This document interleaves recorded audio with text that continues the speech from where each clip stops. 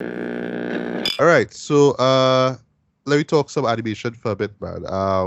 Let's talk about Turning Red, right? So, Ricardo, if you don't mind, I want you to do the synopsis for this, right?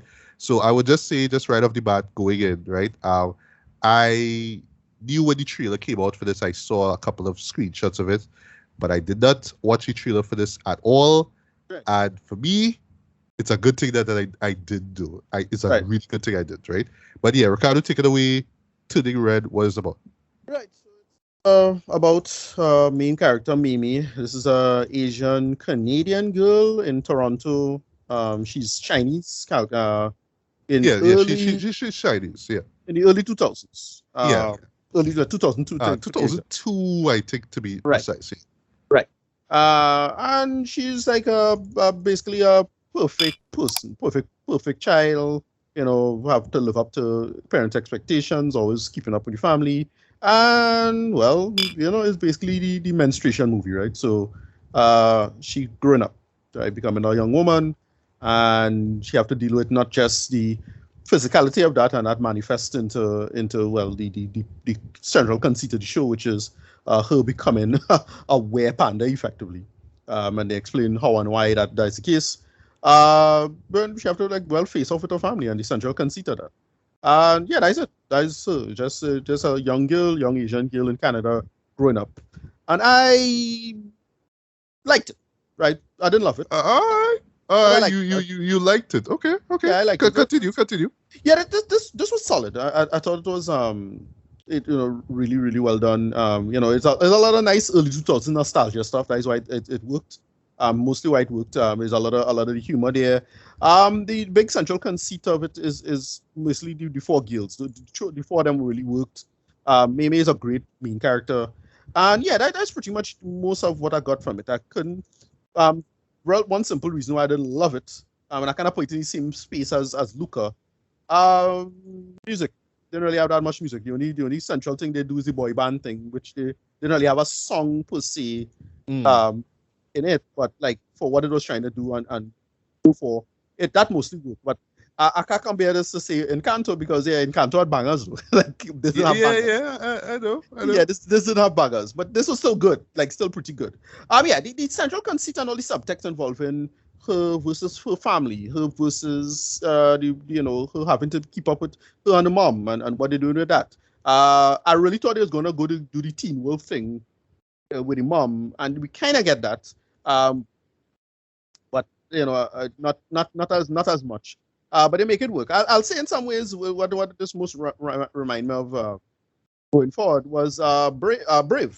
It was like it felt like a fixed, like a better version of Brave. That's how it felt. In some ways, like I understand. and Yeah. family and having to be independent but they just modernize it and make it work. And as well as these characters are Chinese, right? I can't remember exactly because I think they were speaking Cantonese. Yeah. They're Chinese. They're Chinese. Yeah. Yeah, that's what it was going forward. Uh, that's about it. But I can't say I loved this. I really didn't think it was great. Like it had some weird pacing issues. Some of the plot contrivances was a little off. Like just for the sake of the plot, they had to do this, that, or the other. I'm like, okay, I'm not loving this, but fine. Um, but other than that, I can't say I hated any of it or say it felt like, well, it really wasted my time or slow. I was entertained with it. A lot of great visual gags and humor. And voice acting, it had some great little shots, like animation wise. Like I hear it had this big, like on the internet, it had a big kerfuffle over, oh, it looking terrible, and this is the worst Pixar movie so far, and the quality drop. And I was like, yeah, what the hell am I talking about? This look amazing though. It's like I clearly that know, right? yeah, it's clearly an art style choice, and it worked for what it was going for. They just had this one shot in particular that I was really impressed by. When me was going home with her mom, and you saw the reflections in the windows of Toronto. Uh, that's with that respect to that, I enjoy a lot of that. And then the last little piece I enjoyed was just it's an accurate depiction of Toronto in the early 2000s, right? So you get to see just the general diaspora and demographics changes. You see the Sikh, security guard, and you see people in the background, and one of the characters, I think his dad is Jamaican, and little stuff like that. Like, okay, I enjoy all of that. It's a nice little multiculturalism that they make work for the most part. That's about it. I thought the pacing was a little off, and Uh, I felt they could have done a little more with that. To be fair, that's about it. But yeah, this is. I think I enjoy the more low stakes approach to these last few stories. Like Encanto, pretty low stakes for all intents and purposes. In terms of what they're trying to, what the central conceit and conflict is. What do you call it? Luca was pretty low stakes again. I like it, but it's not the end of the world, and that's fine. You could tell stories, so it's not the end of the world, and I'm enjoying that for what it is. So yeah, that is about me. Well, I love this movie. I did not Yeah, expect to enjoy this as much as I did. Again, I went into this completely blind. All I just knew is just little Asian girl right. and big red panda. That's all I knew, right? But just how it commits to its early 2000 isms worked for me. Even right down to the pop music, right? The fake. Well, I don't want to say fake, but just the pop band that they invent for this. What is my four town, and the joke is, well, there's five of them because two are twins basically, right? So I thought Right. that was hilarious, right? But Well, yeah, they had a nice little reference joke because, like, I don't know if it's Japanese only, but in most Asian cultures, the four, the number four is bad luck. So, like, that is interesting that they put that as part of the conceit, no? With especially yes, with the yes. mother. One of well, one of her relatives says that. I remember that. Yeah, Yeah, yeah. But I think a yeah. general culture thing. Uh, Right. yeah, Yeah. But like I was just loving how modern. Sorry, I shouldn't say modern. How contemporary. I know it's 2002, but it's how contemporary it was. Um, and just the general conceit, though. We with her trying to live up to her mom in particular, who by the way is voiced by Sandra Oh. I'm like, okay, all right, big name. and But well, she coming up in our next mom thing too. Her movie, our next movie coming out, oh yes. I do talk which about it. Yeah. looking pretty good. Yes, right. Yeah, Just to touch quickly on voice acting, though. This is just impressive across the board, though. And what even more impressive is that is merely like newbies, that you right. hear this, though. Yeah. Like I swear I was hearing like case in point the grandmother. For a hot minute, I thought that was Michelle Yeoh, Okay. I was listening to the voice like, wait, that's Michelle Yeoh? But then I realized actually no, it's someone else, right? I did pick up on James Hong's voice, right? He's the guy who was involved in the ceremony in the third act, right? I was like, I know your voice, right? Right. But pretty much everybody else who has main roles in this film are newbies. And actually, actually a fun fact: a majority of them are Canadian, right? Right. Yeah, so Makes sense. Yeah. let's just keep it with that Canadian vibe and all that kind of stuff, right? I think actually, if I'm not mistaken, this is the first Pixar film to take place in Canada, which caught me completely by surprise. Like, what? Okay, this is new, this is different. Took a long while. All right, cool. And also, this is the first Pixar film, I believe, to be directed solely by a woman, right? This would be Okay. Domi Shi. Right. She directed the short film Bao, which I remember Right. showing. Right. I believe it was for Incredibles 2. I remember people like Yeah, kind of that's not right. knowing what to make out of it though, but I But thought it was right, charming. it had a similar conceit of a smothering mother. Right. Yeah. Yes, Right. exactly. Yeah. But I just love how the story just kind of progressed and progressed. Even right now to kind of establishing why this little girl becomes this giant panda, right? Now, at first, I thought that it was going to be, oh, it's puberty, and it's going to be the puberty film. So this is going to be our educational tool to teach little girls what to expect and all that kind of stuff, right? But thankfully and wisely, the show is like, no, we're not just doing that, right? It's really about her. Well, the character of May establishing her own identity, right? I love that the Right. show is smart enough to say she's 13 years old. This is her at 13 years old. This is how she establishes herself. That's not to say that the decisions that she make going forward in the film is how she's gonna be for the rest of her life. Duh, she's 13. God damn it, right? But I just love the contrast between her and her mother, right? I didn't expect the mother to be so overprotective in this show though, and how they express it in this show it was ridiculous. It was over the top though, but I thought that it totally worked in establishing, yeah, just how far she would go to protect her child. That's all I'll say. Right. Her friends, I actually like her friends. I like how distinct in personality and just Right. weird and quirky they were. My favorite hands down is Priya. Is Right. Yeah. yeah. So Yeah. She's good. you have a white girl, you have a Korean girl, which caught me by surprise. Right. And you have an Indian girl, right? But yeah, the Indian girl Priya is my favorite because just Yeah. how deadpan she is. She's just Right. like bird. Yeah. And Yeah. it's so funny. It's so funny, especially like Yeah. when she has to sing along with her friends, do a little karaoke with the four Right. town stuff. But she That was just plays straight right. up But she plays hilarious. the right, and she plays the kind of the voice character. Yeah, yeah, Or whatever the exactly. four town group is. Yeah. Yeah, yeah. As far as the four tone stuff, I thought that it totally worked in terms of because in a nutshell, it's about a girl undergoing puberty. So yes, she's attracted to boys, and you Right. see how that goes. But you see how her mom is just like, oh my god, what's going on, all that kind of stuff, right? Um, little thing that I noticed, right? There's actually an episode of Bob's Burgers, Dred, which like while I was watching this show, I was like, but this is exactly how that show kind of played out a bit there, right? Right. Right. Because I forgot what season it was, basically, right?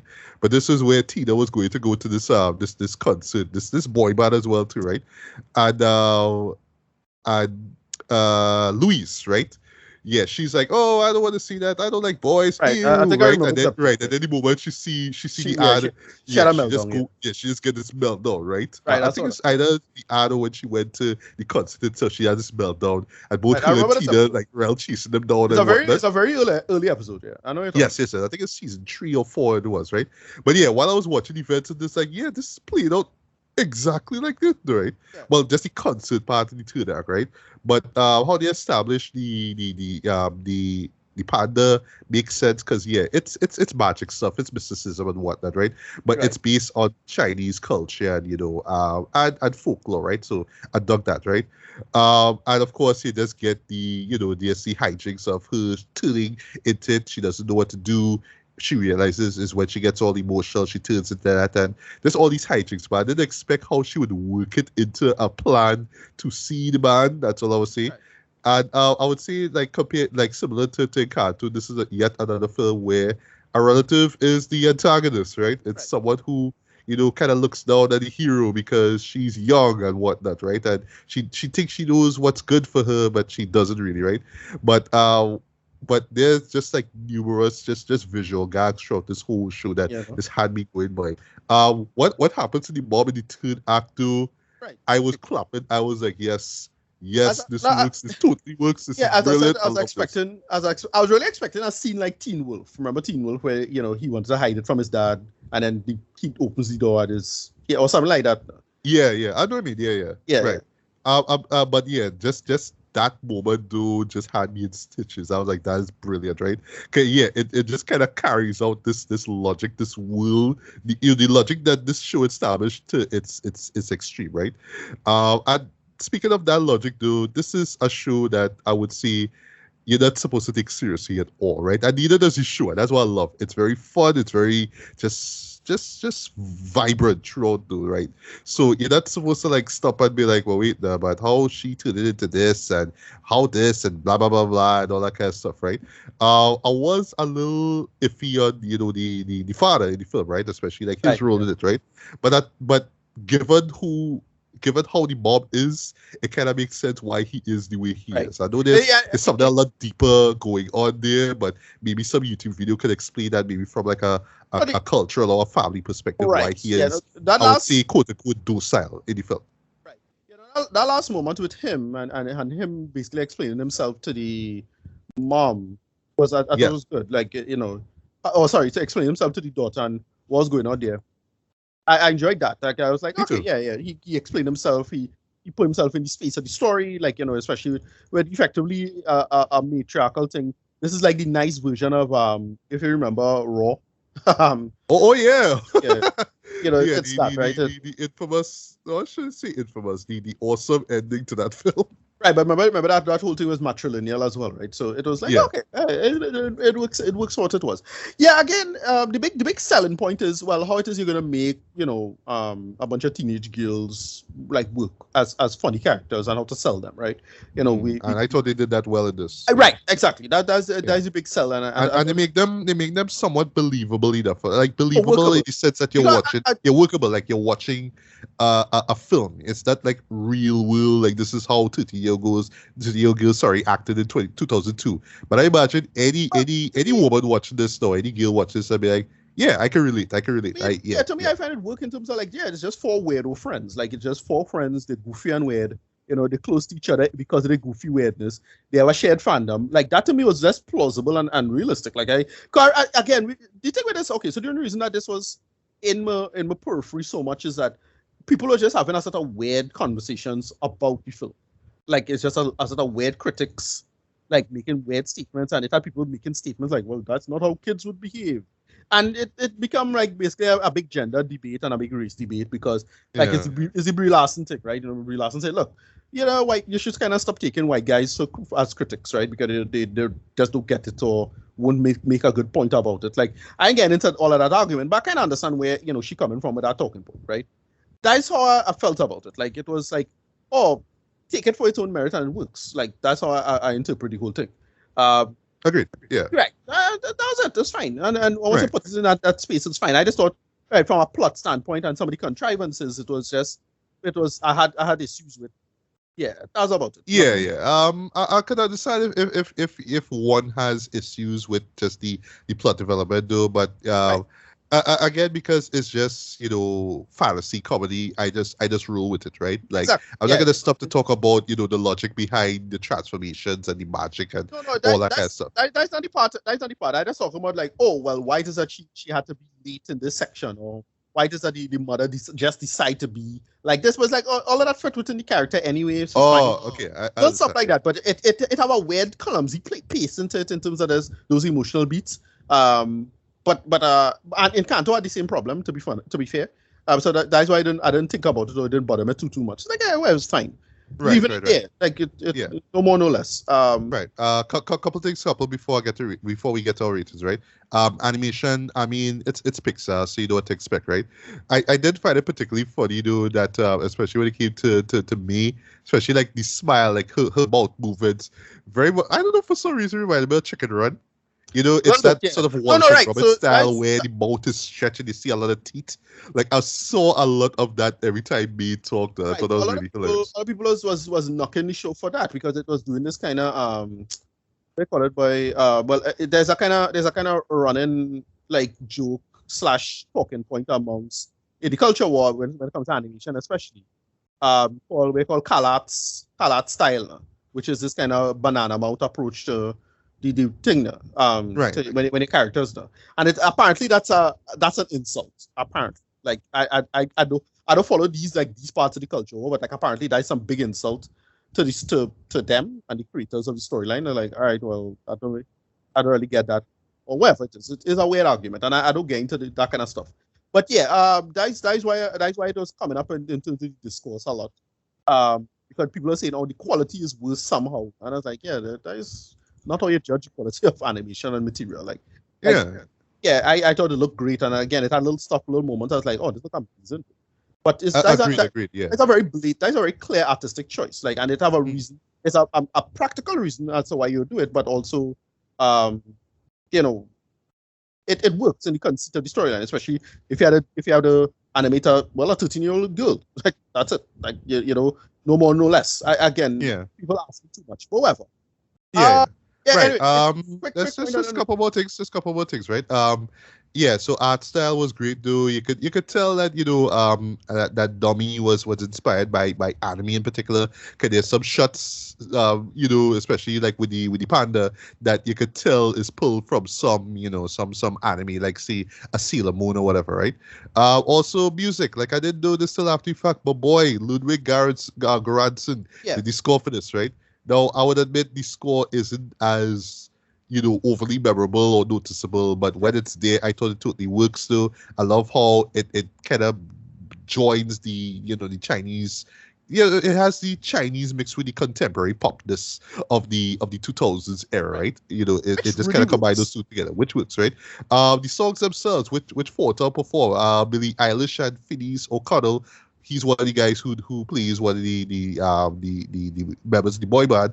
Um, it's very cookie cutter, but I love that it's very cookie cutter. Because yeah, if Yeah, you're familiar exactly. with pop songs from boy bands in the That's 90s what and it was. Yeah, 2000s, they exactly. were very much like that. Yeah, Similar to that Bob's Burgers episodes, it's always these cheesy bars, right, and songs, but the easy to sing and the easy on the ears, right? So it exactly. totally works. You know what I mean? And but really, really, the sell of this though is just makes this whole show work for me though is just the bravery of Dobby, who, by the way, co-wrote this, to say, here's what, I'm going to tell the story about a situation that every girl goes through in their life. I know this is animation. I know that, kids are here to watch this, but this is the story I want to make. They make this thing PG for a reason, you know what I mean? There's this, so it's very spot on, just the little references they make in the dialogue and whatnot, though. But it's like, yeah, this is a coming of age story. This is something that all women go through, and I'm telling this story in this really profound, not really profound, it's very fascinating and entertaining way, because it means something to me, right? And you don't see that, with animated films these days, man. You know what I mean? And lastly, I may be the minority with this though, but I actually prefer this a little bit more to Encanto, man. I mean, Oh, Encanto wow. has its slaps. Yes, Encanto is great. Nah. Hear me out here. Yeah. Encanto is great. It's a great film, right? But because of the bravery that this movie did, just I'm not seeing this some kind of revolutionary film or anything like that. But I mean, in terms of like a Disney Pixar movie, it's like, what? Okay. This is what we doing? Yeah, yeah, Okay, making moves, okay, setting yeah. trends. All right. Maybe the long run, I could be like, well, but Encanto did this, though, like, Yeah. I might prefer that No, more, no, okay. but So to be fair, the main reason why I like Encanto more than this is, well, the music. Like, Family Magical was something I've been playing for basically a month every day in the morning after it oh, came out. You know, everyone, I love it. yeah, like just hardness, like just Yeah, no, fantastic I track, love the fantastic. song. I love that But song. thematically, to me, Encanto works so much better to me, like in terms of just family pathology and much the grandmother just traumatized now. It's just dealing with family Yeah, trauma. That's why it works so well, especially the Concita Colombiana.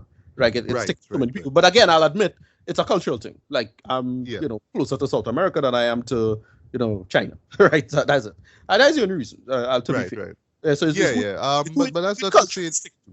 Yeah. Yeah, it is a culture thing, right? But I mean, if you prefer one over the other, that's fine. I'm not saying that Encanto is worse. It's just, I mean, both are great. It's just that, Okay. Yeah. like, for now, I just like the bravery, just the willingness to tell a story like this. That this movie here to the rendered, right?